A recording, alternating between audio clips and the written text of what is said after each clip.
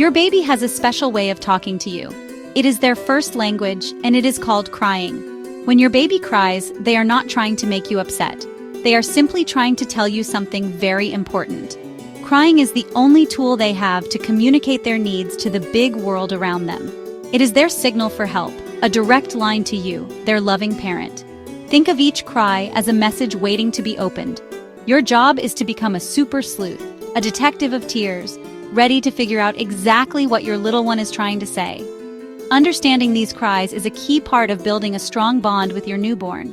When you respond to their cries, you are teaching them a powerful lesson. You are showing them that they are safe, that they are heard, and that they can trust you. This builds a foundation of security that will last a lifetime. Every time you correctly guess what they need, whether it's a feeding or a cuddle, you are strengthening that connection. It is a beautiful dance of communication between you and your baby, and you are both learning the steps together with every single interaction. It is important to remember that all babies cry. Crying is a normal and healthy part of their development. Some babies cry more than others, and that is perfectly okay. Their little bodies and brains are going through so much growth in the first few months. They are learning to eat, sleep, and just exist outside of the warm, cozy womb. Crying is how they process all these new feelings and experiences. It is their way of adjusting to life and letting you know when things feel a little too big or overwhelming for them to handle on their own. So, do not feel discouraged when you hear those first loud wails. Instead, take a deep breath and see it as an opportunity. It is your baby reaching out to you, inviting you to learn their unique language. This journey of decoding cries might seem challenging at first, almost like learning a secret code without a key. But with a little bit of patience, observation, and a lot of love, you will quickly begin to understand what each specific sound means. You are the expert on your baby, and you have everything you need to become a master translator of their cries. Let's start with the most common cry, the hunger cry. This cry often starts out low and rhythmic, like a little call that says, "Ahem, excuse me, I'm getting a bit hungry over here." If you don't respond right away, it will grow louder and more intense. The sound is often short and repetitive, almost like the word "ne, ne, ne." This is a primal sound connected to the sucking reflex.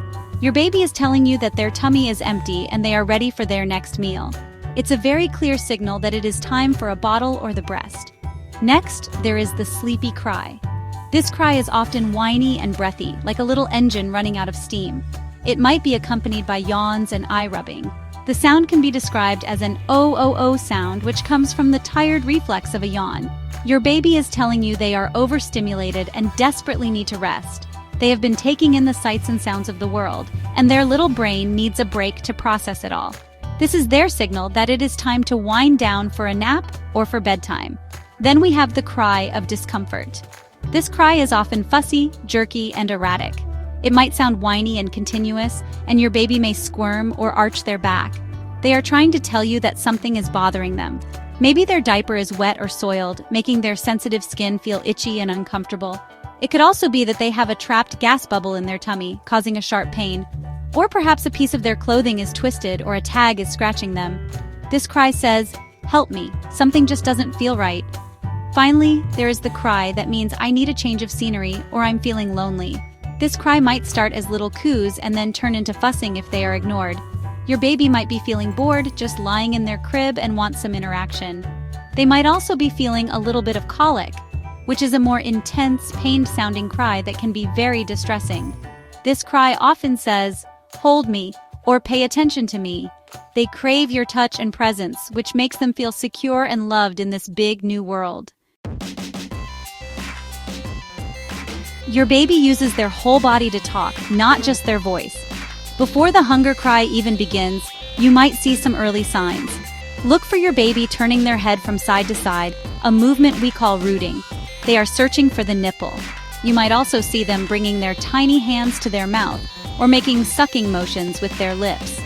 These are clear, early cues that their tummy is rumbling. If you can catch these signs before the crying starts, you can make feeding time much calmer and happier for both of you. When your baby is getting tired, the signs are just as clear as the sleepy cry itself. You will likely see them yawn, sometimes one big yawn after another. They might rub their eyes or their ears with their little fists. Their eyes may look glassy or have a distant, dazed look to them.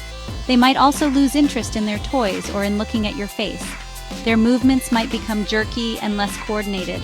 These are all signals that their sleep window is closing, and it is the perfect time to start your calming nap time or bedtime routine. Discomfort cues are often very physical and easy to spot if you know what to look for. If the cry is related to a wet or dirty diaper, your baby might wiggle and squirm uncomfortably in one spot. If the problem is a gas bubble, you might see them pull their legs up toward their tummy or arch their back in an attempt to relieve the pressure. They might also have a hard, bloated-looking belly.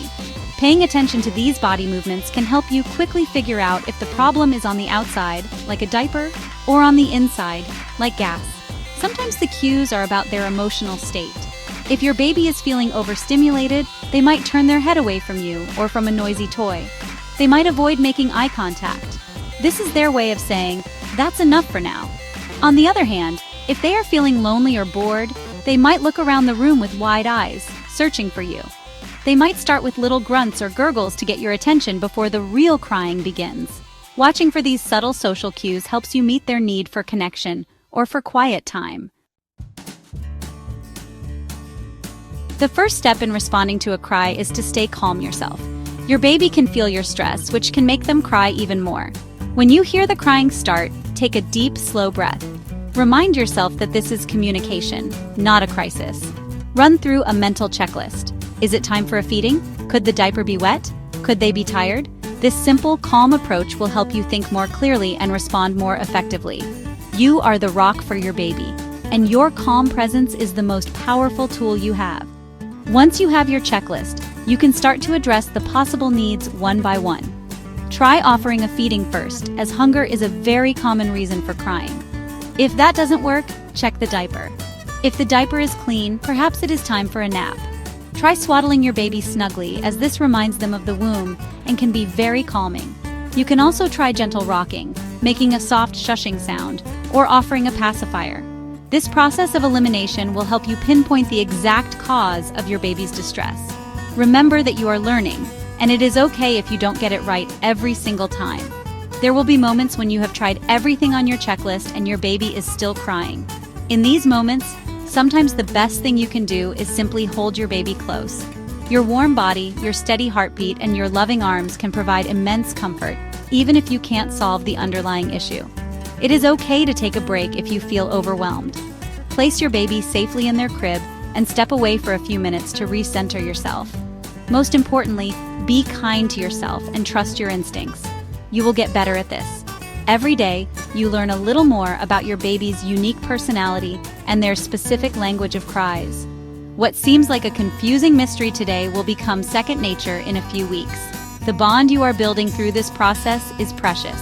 Before you know it, you will be able to tell a hungry cry from a tired cry from the other room. You are doing a great job, and this challenging phase will pass.